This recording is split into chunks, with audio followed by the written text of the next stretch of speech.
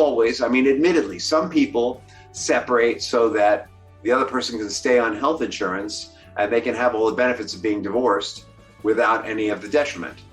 But for the most part, when people separate or separate legally, there is still a possibility of reconciliation. So under those circumstances, sex with your ex could be a positive. What if you're already divorced? What does it mean then? Great question, right?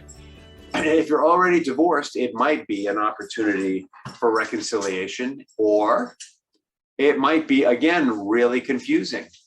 And the question, welcome to another episode of Rich in Relationship. And today we're talking about sex with your ex during the divorce process. Is it okay? I'm just setting a timer here so I don't go on forever and ever and ever. Sex with your ex during the divorce process, is it okay? This is a question that seems like it should be obvious, right? I mean, you're still married would be one answer, or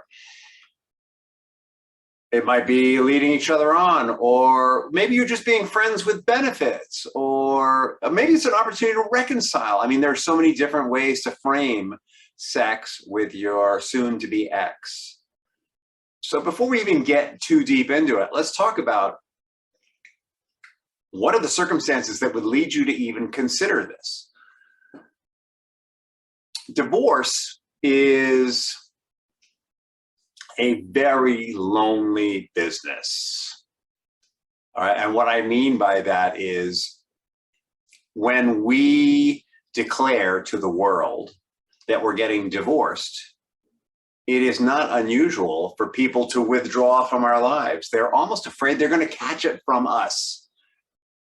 Some people who have been divorced will get in there in your corner, but typically one partner will garner more of the friends than the other. And even with friends, the fact of the matter is when you're getting divorced and your friends aren't, you feel very alone unless you have a group of people that you're going through divorce, all of you are going divorce at the same time. It's very easy to feel isolated and alone. So you're living in a house with this person that you were once in love with, and you even enjoyed having sex with at one point or another, perhaps. And even though you're angry with each other and sad and fighting, you feel terribly, terribly alone. And you're awake late at night. And you haven't had sex in a while, unless you're in an adulterous relationship while this is going on. You probably haven't had sex for a while. So there's a lot of pent-up emotion. There you are in the house with this other person, and you're both feeling very alone and isolated. Neither of you have had any for a while, and there's a lot of pent-up emotion. And pent-up emotion usually finds its release through physical activity of some kind. Maybe you haven't been going to the gym, or maybe you have. And guess what? It's not that unusual for one person to creep into the other person's bed. And at 2 a.m, that's the least likely time that you're going to hear, get the hell out of there. Because at 2 a.m, if the other person's awake, they're feeling alone also. Or maybe you crawl into their bed and you wake them up and say, can I just lie here? And they say, okay. And then what happens next? Maybe that goes on for a night or two before one of you gives in and turns to the other for comfort. And what are the thoughts that go through your mind there? The thoughts that go through your mind are some of the ones I just mentioned. Well, this could be like friends with benefit. I mean, after all, when we get divorced, hopefully we're still going to be friends because we have children and everything. That's one thought that could go through your head. Another thought that could go through your head is, well, we're still married. So this isn't wrong, right? Husband and wife should have sex even if they're getting divorced. That's another thought that can go through your head. Or another thought that can go through your head is, this is just sex.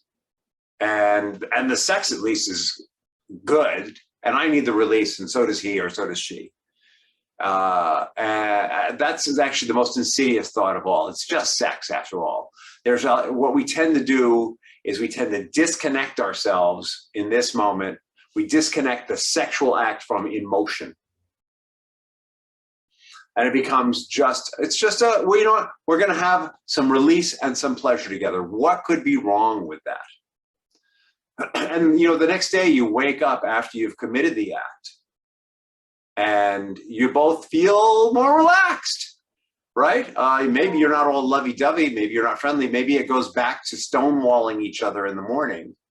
But the fact of the matter is your tension is much reduced because you haven't had any in a while. Now you have. You feel there's a sense of release that goes on with it. But what else goes on in that moment? I'll tell you what else goes on in that moment. On an unconscious level and on a somewhat conscious level, you both start to wonder, what was that? Was that really just something physical? Because let's face it, sex is almost never strictly a physical act, because our bodies are vessels for expression. Everything we do is an expression of emotion. And in that sexual act, there is an expression of emotion and an exchange. And it may start out as angry sex for one of you, but when the release comes around, something changes there. So on some level, there's a return. You've been fighting for a while, you're in the divorce process, nothing's been going on, all of a sudden you're intimate, and it's a mixed message to your psyche. And so the message I want to give you here is, what you really want is a divorce, this may not be your best course of action. The question is, what are the conditions where this is good? How might this be negative? So the good news is it's a release. And the bad news is that if where you're really going is to be two separate people, no longer partners, then the chances are you don't want to be doing this anymore because it's confusing. It's confusing to the two of you, first of all, but your children will pick up on it as well, that something's changed, something's shifted, and they'll start to get some false sense of hope out of that unconsciously. They won't sit there and think, mommy and daddy did it, there's a chance. Though they might, you know, if they're teenagers, they might think that. But it's more on an emotional level. It changes the whole emotional undercurrent.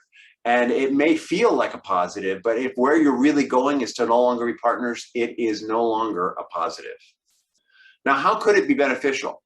Let's say that you've only decided to be separated, or maybe you've decided to be legally separated. You're living in separate households. Separated is usually what people do when they're not sure what they want to do with their marriage. They're trying some time apart. It might be even an agreement in the separation that they're going to date other people. Whatever you choose is what you choose. In the case of separation, when you choose to have intimacy together, there is all the things we were talking about. There's the release, there's the sense of closeness, there's a relaxation, there's a lessening of tension, and that might even be a positive. It might give you a position to really consider your relationship, and there may be an opening there for reconciliation, because when you're separated, the basic premise is that there is an opportunity or a possibility of reconciliation. Not always. I mean, admittedly, some people separate so that the other person can stay on health insurance and they can have all the benefits of being divorced without any of the detriment. But for the most part, when people separate or separate legally, there is still a possibility of reconciliation. So under those circumstances, sex with your ex could be a positive. What if you're already divorced? What does it mean then? Great question, right? And if you're already divorced, it might be an opportunity for reconciliation, or it might be, again, really confusing. And the question, I think what really makes the difference here is, where are your eyes in the process? My dog is bored with me already. Where are your eyes in the process? When we're getting divorced, presumably our eyes are on continuing to take apart the relationship as it was and build a new relationship either as individuals who are apart and never talk to each other, or who have a shared interest like children. So mostly I work with couples, for example, who are getting divorced and the shared interest is children. And so we spend a lot of time negotiating a business-like arrangement around the children, business-like communication, regular communication, maybe even friendly communication. They might even have dinner together with the children, but it's not romantic dinner. It's a business dinner. It's a dinner in which they're showing their commitment and their love for the children. There's little or no room, I would argue no room in that relationship for physical intimacy. Not that you can't have trust, not that you can't have some empathy and caring communication, but that physical intimacy is confusing for the children and confusing for the couple. If where they're moving is divorce, you need to have your eyes on the prize. In life, we keep our eyes focused on where we're going. And when we take actions that are a deviation from where we're going, we need to accept that there are going to be consequences to that deviation. Like I know several couples who have had sexual relationships during the divorce process, and it was immensely confusing for one of the partners in many instances.